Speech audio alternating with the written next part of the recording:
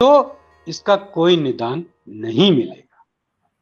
जी जी। चंद्रभूषण जी, मैं अब जो मनोज जी कह रहे हैं बात को एक दूसरे प्लेन पे ले गए हैं। इन्होंने जिस तरह से सारी जिम्मेदारी अपने ऊपर ले ली, यानी कि उनका कहना है आम नागरिक बराबर का जिम्मेदार है। बात इतनी आसान है, इतनी सिंपल है। आम नागरिक अपने ऊपर जिम्मेदारी ले ले तो फिर सरकारों का करना क्या है? देखिए, आम आदमी तो जिम्मेदार इस मामले में होता है कि भाई सड़क है तो बाएं बाएं तरफ से अपनी लेन में चलिए, जो लाल बत्ती आए उस पर रुक जाइए। अब लाल बत्ती अगर नहीं बनेगी और तो फिर कैसे, मतलब लाल बत्ती का कुछ इंतजाम करना होगा ना, तब तो फिर उस पर आदमी रुकेगा। अगर लाल बत्ती बन गई और लाल बत्ती पर लोग नहीं रुक रहे हैं तो भाई उनकी गलती है।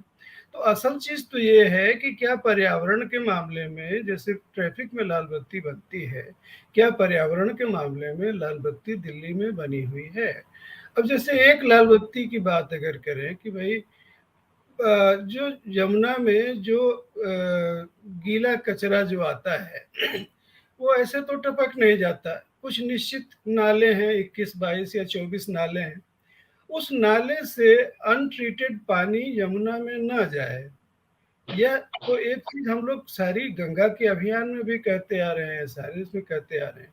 और जो बड़े एजेंट हैं जो उसमें कचरा डालने के, उनको दंडित किया जाए, उन पर जुर्माना लगाया जाए कि भाई आप इसको अपने यहाँ ट्रीट करके डालिए। पानी नहीं ट्रीट करके डालते हैं, चेक करेंगे आपका पानी अगर अनट्रीटेड मिला तो आपको जुर्माना देना पड़ेगा, या फिर बार बार रिपीट करेंगे तो फैक्ट्री बंद कर दी जाएगी।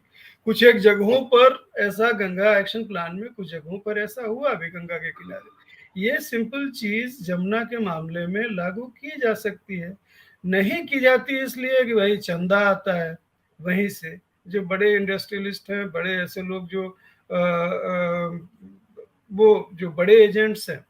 अब ये कोई कह सकता है कि भाई ठीक है, काफी सारी इंडस्ट्रीज तो ऑलरेडी रिलोकेट कर दी गई हैं, जो दूर की जगहों पर भेज दी गई हैं। कितनी गई कितनी नहीं गई वो एक फिलहाल हम जाने दें, लेकिन जो नाले के मुहाने पर आपके पास शोधन की कुछ व्यवस्था हो, यह तो किया जा सकता है।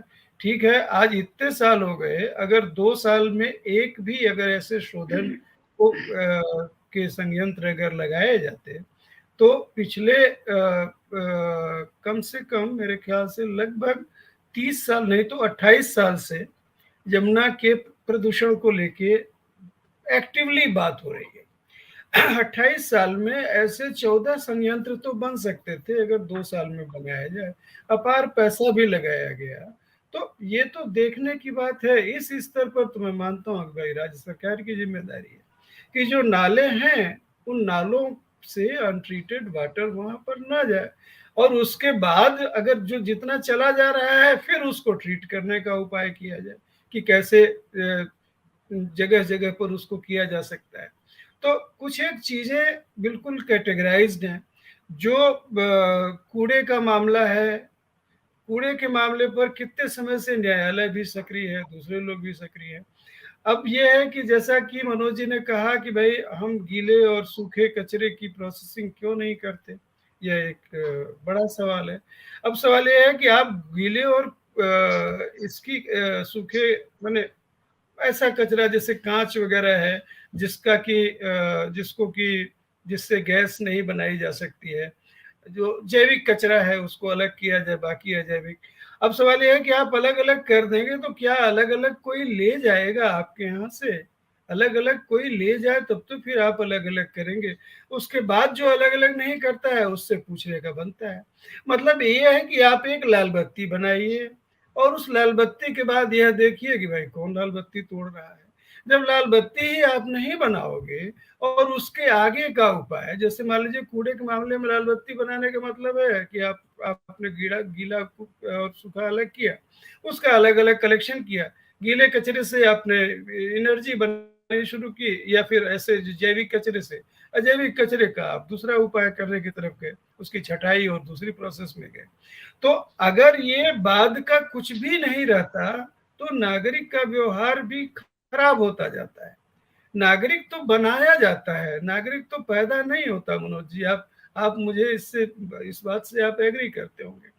हम इसी दिल्ली में जब हम रेड लाइन बस पे चढ़ते थे तो महिलाएं चढ़ती थी तो पीछे से हाथ लगा के ऐसे हिप पर से कंडक्टर चढ़ा देता था बदतमीजी से।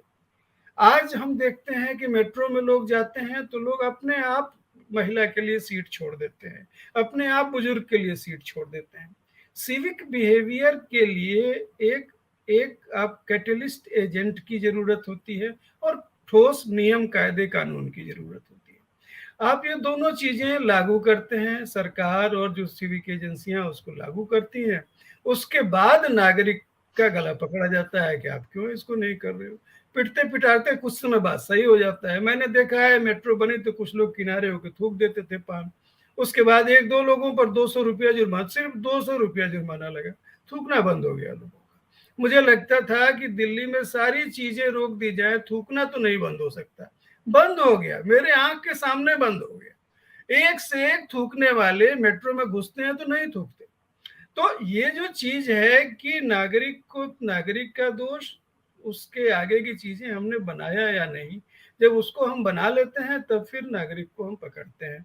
और अगर नहीं करते तो ये एक नैतिक स्टेटमेंट है, नैतिक स्टेटमेंट भी होना चाहिए, नैतिक अपराध बोध भी होना चाहिए, हम सारे लोगों के अंदर होना चाहिए, लेकिन वो निरर्थक नहीं होना चाहिए, सार्थक नैतिक अपराध बोध होना चाहिए। ऐसा अपराध बोध होना चाहिए जिससे कि कुछ नतीजा निकले।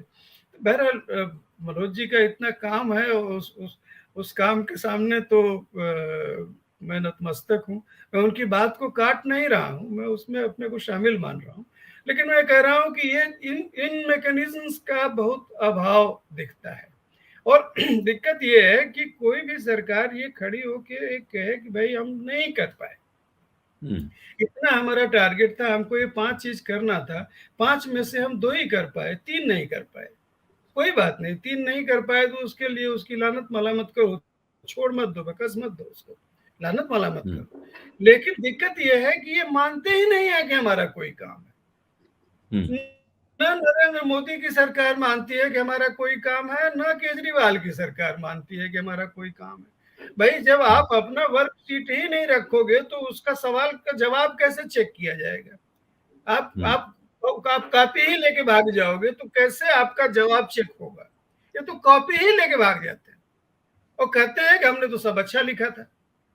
तो ये समस्या है कि पॉपुलिस्ट पॉलिटिक्स के सामने आप कैसे कोई एजेंडा सेट करें जो मानती ही नहीं कि उसका कोई एजेंडा है। वो तो मानती है कि वो देश के ऊपर एहसान कर रही है जो राज कर रही है, बाकी लोग फलाना ठिकाना देश को बर्बाद कर रहे थे और हम देश को बचाने आए हैं, इसलिए हमसे कुछ ना पूछा जाए। अब इसका क्या करें, एक नई तरह की राजनीति पैदा हुई है देश में। तो खैर आपकी जो चिंता थी कि राजनीति में चीज रिड्यूस ना हो, मैं उससे सहमत। राजनीति रिड्यूस करने का कोई फायदा नहीं, लेकिन ठोस जवाबदेहियां तय की जानी चाहिए कि फला फला काम राज्य सरकार का है, फला फला काम केंद्र सरकार का है, फला फला काम सिविक एजेंसीज का है, जो नगर पालिकाएं हैं इनका है। अब उस हिसाब से भाई ठीक है, कुछ सवाल इस पर किया जाना चाहिए इनके हर बजट के बाद, इनके हर सेशन के बाद, जो मीडिया का दूसरे लोगों का जो फर्ज बनता है कि भाई आप प्रश्न पत्र रखें कि ये प्रश्न पत्र था, इसको आप लेके भाग गए हो, ये चीज करनी थी, आप बताओ इसमें से अगले 5 साल में या 4 साल में या 2 साल में कितना आप कर पाओगे। ज्यादा मत बताओ, जितना कर सकते हो उससे कम बताओ। आप 3 काम कर सकते हो, आप कहो कि 2 ही काम कर सकते हो, हम उस 2 काम पर ही आपको पूछेंगे, ज्यादा नहीं पूछेंगे। तो ऐसा भी कोई मैकेनिज्म नहीं बन पा रहा है, ये दिक्कत है। सत्य हिंदी का ऐप डाउनलोड करें गूगल प्ले स्टोर पर।